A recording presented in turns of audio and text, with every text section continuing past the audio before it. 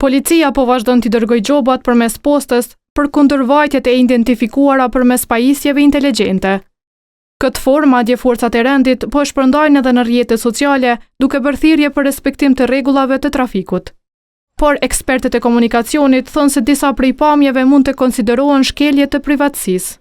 Është konflikt mas por interese, është antikushtetuese, edhe shkelja privatësisë e cilët personit qoftë se ata e bojnë edhe fotografinë e bojnë publike, privatësia nuk mundet mu publiku, edhe pikërisht ka qenë edhe përpara, edhe në Gjermani dhe në Zvicër privatësia që është publiku, por ka pas pasoja ajo privatësi, pikërisht është ajo pse është ndaluar pastaj. Megjithatë, nga Agjencia për Informim dhe Privatësi tha për atë vend se deri më tani nuk kanë pranuar asnjë ankesë nga qytetarët për këtë çështje.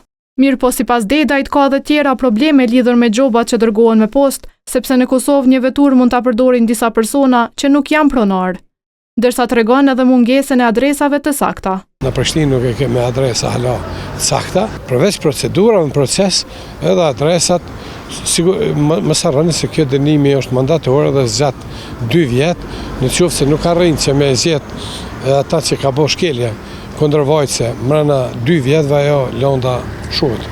Sipas policisë, gjatë 3 muajve të parë të 2025-s, janë shqiptuar gjithsej 11.283 masa administrative kundërvajtëse, ndërkaq janë konfiskuar përkohësisht 268 leje drejtimi automjetësh.